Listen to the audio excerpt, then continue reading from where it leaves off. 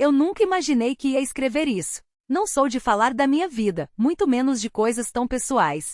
Mas se alguém um dia passar pelo que eu passei e achar um pouco de força nessas palavras, então vale a pena.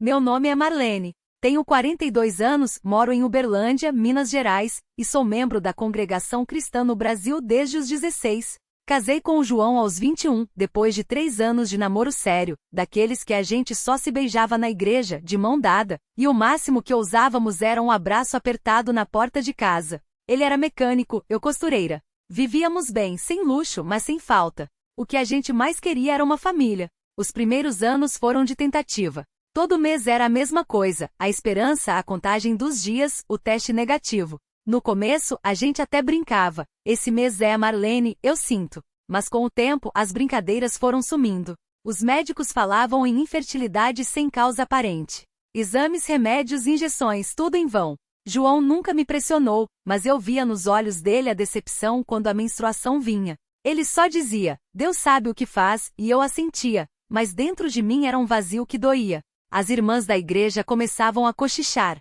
não com maldade, mas a gente percebe. Coitada, já faz tanto tempo. Algumas até davam conselhos. Chá de isso, reza daquilo, promessa para não sei qual santo.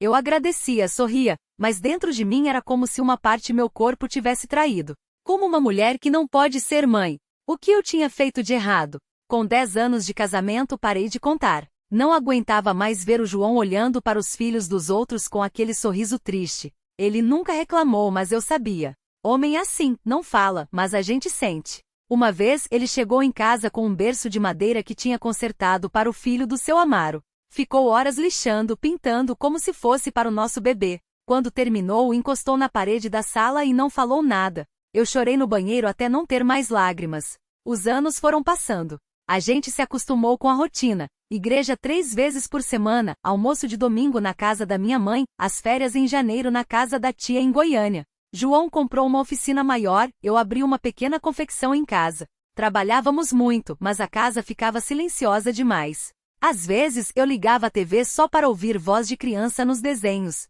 Até que um dia, depois de quase 20 anos de casamento, eu comecei a me sentir diferente. Não era nada físico, não. Era uma coisa estranha, como se o corpo estivesse esperando. Não contei para o João. Medo de decepcionar ele de novo. Mas uma manhã, acordei com um enjoo tão forte que não consegui levantar. Fiquei deitada, olhando para o teto com a mão na barriga. Não, Marlene, eu pensei. Não faz isso com você mesma. Mas fiz o teste. Comprei na farmácia do seu Carlos, que me conhece desde nova. Fiquei no banheiro do trabalho, tremendo. Quando apareceu as 2 linhas, caí sentada no chão. Não chorei. Não gritei. Fiquei ali, olhando para aquele plástico, como se não fosse real. Depois, guardei na bolsa e voltei a costurar, como se nada tivesse acontecido.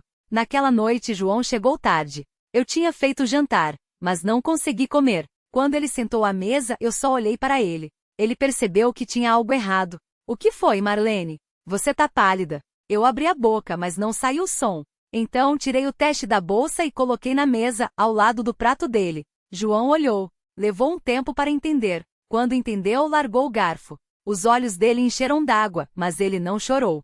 Só segurou minha mão com uma força que quase doeu. Você tem certeza? Assenti. Ele se levantou, andou pela cozinha, parou na janela. Ficou olhando para a rua, as mãos nos bolsos. Vamos contar para alguém? Perguntei. Ele virou para mim, com um sorriso que eu não via há anos. Ainda não. Só nós 2. Por enquanto. Os meses seguintes foram os mais estranhos da minha vida. A barriga crescia, mas eu ainda tinha medo de acreditar. Toda manhã, antes de levantar, eu colocava a mão na barriga, como se precisasse confirmar que ainda estava lá. João comprou um livro sobre gravidez e lia para mim todas as noites. A gente ria das coisas bobas. Olha, esse mês o bebê já tem unhas. Era como se a gente estivesse conhecendo um mundo novo, juntos. Na clínica, a enfermeira me chamou pelo nome com um sorriso.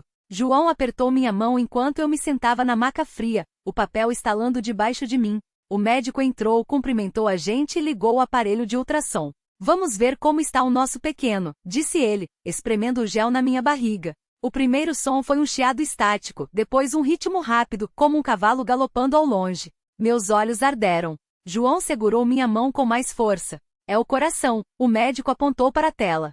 Tudo normal. Eu não conseguia tirar os olhos daquela mancha cinza que pulsava. João soltou um riso abafado, como se não quisesse chorar na frente de estranhos. Parece um grão de feijão, ele falou, passando os dedos pela tela. É cedo ainda? O médico sorriu. Daqui a algumas semanas dá para ver melhor. No caminho de volta para casa, João parou no meio da calçada e me abraçou. Eu senti o cheiro de sabonete barato na camisa dele, misturado com o suor do dia quente. A gente vai dar conta, ele murmurou no meu cabelo. Eu queria acreditar. Mas à noite, enquanto ele dormia, eu ficava acordada ouvindo os barulhos da rua, imaginando como seria quando o bebê chorasse e a gente não soubesse o que fazer. Como seria quando o dinheiro acabasse antes do mês. Como seria se de repente tudo desse errado. Uma manhã, acordei com uma dor aguda no lado esquerdo. Fiquei paralisada com medo de mexer. João ainda dormia, então me levantei devagar, segurei na parede até o banheiro. Quando vi o sangue na calcinha, meu estômago revirou. João, chamei, mas a voz saiu fraca. Ele apareceu na porta, esfregando os olhos. O que foi? Apontei para a mancha vermelha. O rosto dele mudou na hora. Vamos para o hospital. Agora. O médico fez mais um ultrassom, mas dessa vez o silêncio na sala era diferente. Ele mexeu nos botões, ajustou a tela, e quando finalmente falou, foi com uma voz muito calma. O coração parou de bater. João segurou minha mão como se fosse me puxar para fora dali. Eu só conseguia olhar para o teto, contando as rachaduras no gesso. Às vezes acontece, o médico continuou. Não tem nada que vocês pudessem ter feito. João perguntou sobre procedimentos, sobre o que fazer agora, mas eu não ouvia mais. Só sentia o peso do meu corpo na maca, como se tivesse virado pedra. No dia seguinte, acordei com a casa vazia. João tinha saído cedo, deixou um bilhete na mesa, asterisco fui dar uma volta. Volto logo. Asterisco fiquei deitada no sofá, abraçada a um travesseiro, ouvindo o som do ventilador batendo no ar quente. Quando ele voltou, estava com os olhos vermelhos. Sentou do meu lado sem falar nada. A gente ficou assim por horas até o sol começar a baixar. A gente tenta de novo, ele disse de repente. Eu não respondi. Não sabia se queria. Não sabia se aguentaria passar por tudo outra vez. Ou não, ele acrescentou, como se lesse meus pensamentos. A gente decide depois.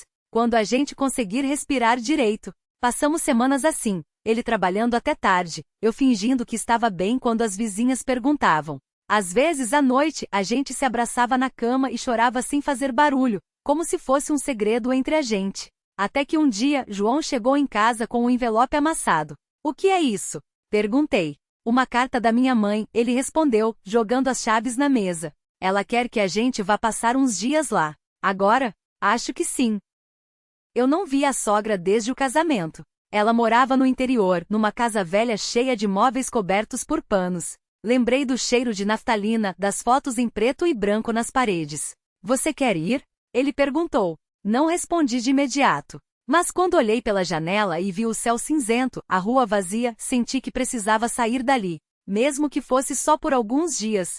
Tudo bem, falei. A gente vai. A viagem foi longa, daquele jeito que só estrada de interior tem. Curvas que não acabam, trechos de terra batida, e o rádio pegando só música sertaneja antiga entre chiados. João dirigia em silêncio, os dedos tamborilando no volante como se estivessem contando algo que só ele entendia. Eu olhava pela janela, vendo os postos de gasolina minguados, as vacas magras deitado à sombra dos eucaliptos, as placas tortas anunciando cidades que ninguém nunca ouviu falar. Chegamos quando o sol já estava baixo, pintando tudo de um laranja sujo. A casa da mãe dele era exatamente como eu lembrava, grande de tijolos aparentes, com um alpendre que rangia a cada passo. As janelas tinham grades de ferro enferrujado, e o quintal era um mato alto demorado, cheio de galinhas ciscando entre latas e potes quebrados. No fundo, uma mangueira velha balançava sem folhas.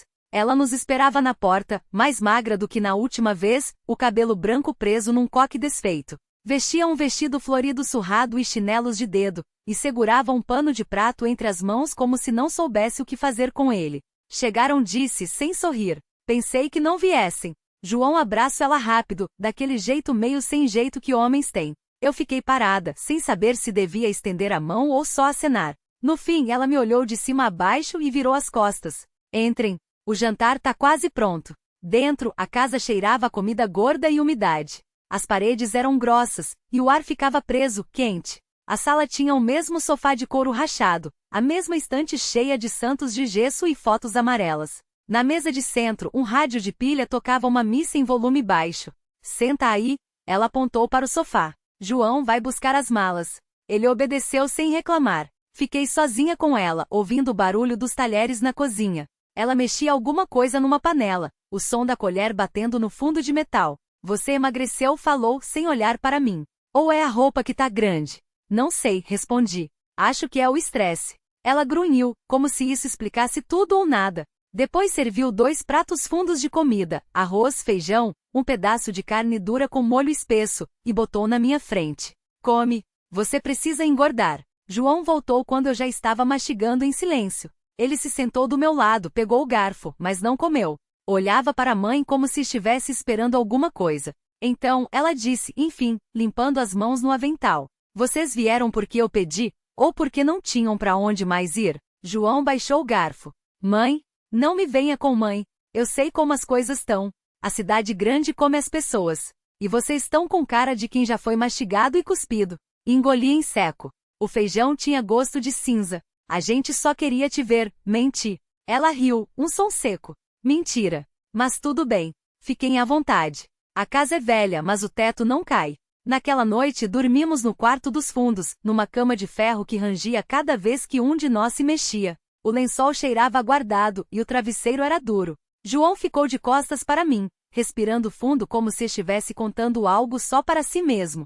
Eu fiquei olhando para o teto, ouvindo os grilos e o vento batendo nas telhas soltas. No dia seguinte, acordei com o barulho de galos e o cheiro de café coado. A sogra já estava na cozinha, fritando ovos numa frigideira preta de tão usada. João não estava. Ele saiu cedo. Ela disse, sem eu perguntar. Foi ver o pai. Fiquei parada na porta, ainda com sono. Seu pai? Mas eu pensei que... Ele tá no cemitério. João vai toda vez que volta. Você não sabia? Balancei a cabeça. Não sabia. E agora me sentia uma intrusa, pisando em algo que não era meu. Quer café? Assenti. Ela serviu num copo de vidro grosso, quase queimando meus dedos. Ele nunca fala disso, comentei, mais para mim do que para ela. Claro que não. Homem não gosta de mostrar fraqueza. Mas todo mundo tem os seus fantasmas, não tem? Bebi o café em silêncio. Do lado de fora, o sol já estava quente, queimando a grama seca. Algum lugar na casa rangeu, como se estivesse respirando. Você também tem os seus? Ela acrescentou, olhando para mim de um jeito. Ajeitei o copo na mesa, os dedos ainda formigando com o calor. O cheiro de terra úmida subia pela janela aberta, misturado ao do café amargo. Não respondi. Não precisava. A gente reconhece. Ela continuou, secando as mãos no avental desbotado. Não é só pela cara de quem não dorme direito. É pelos silêncios. Pelas coisas que a pessoa evita dizer. O rangido veio de novo, mais longo dessa vez, como se as paredes estivessem se acomodando ao peso de tudo o que não era dito. Olhei para o corredor vazio, imaginando João ainda deitado, ou talvez já no banheiro, a água correndo para lavar o suor da noite.